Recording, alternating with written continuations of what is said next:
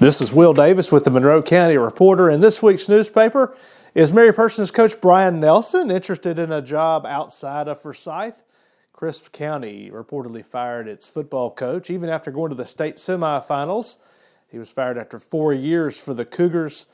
Interestingly enough, Mary Persons coach Brian Nelson's mother-in-law is the superintendent there. His father-in-law is the athletic director.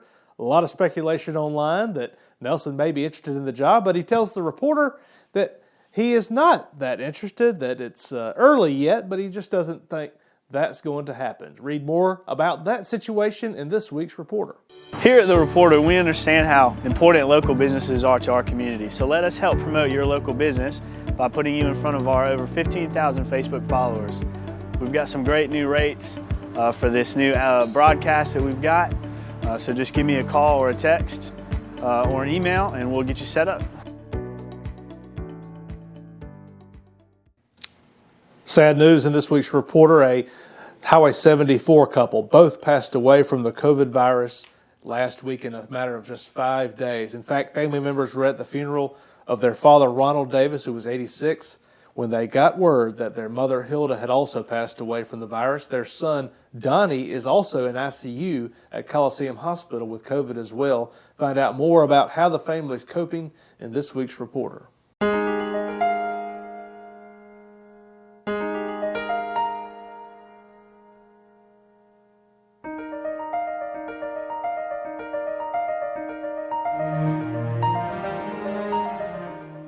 Forsyth firefighters helped save a cat after taking a 40-foot plunge into an old well. Over the weekend, our own Steve Reese was on the scene as rescuers were able to pull the cat from out of the well. Interestingly, the cat escaped from rescuers at the animal shelter but was later recaptured. They're naming the cat Houdini. Find out more about this elusive tomcat in this week's Monroe County Reporter.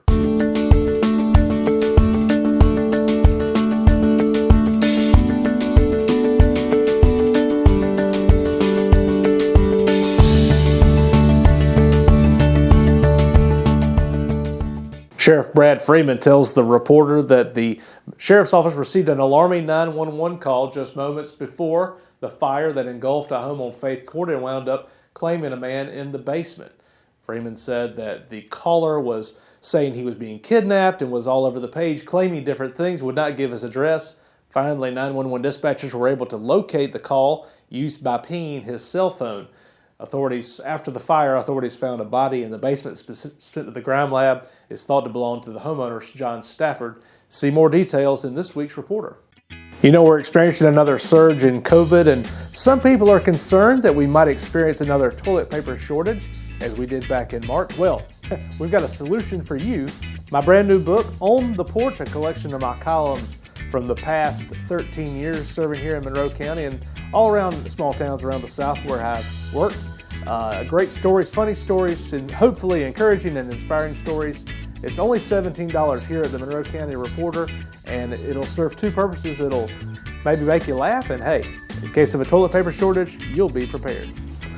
A former clerk at Al's Market on Lee Street in Forsyth is facing charges of stealing $16,000 in lottery tickets. Javis Stewart was charged with the crime after the store owner reported him to Forsyth Police as well as the Georgia Lottery Commission. They commenced an investigation and found that confirmed evidence that those charges were indeed warranted.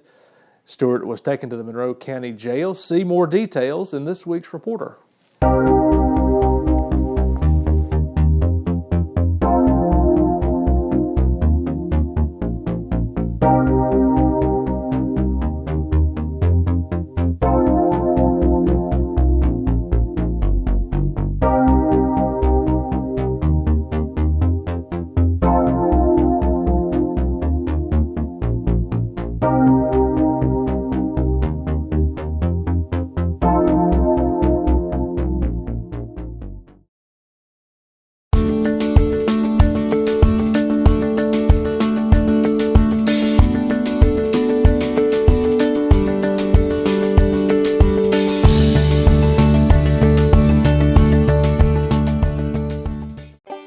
Will Davis with the Monroe County Reporter here with the founder of this newspaper, Don Daniel. We gather here every week you've heard the news, you've heard the headlines, and then Don and I tell you what to think about those headlines.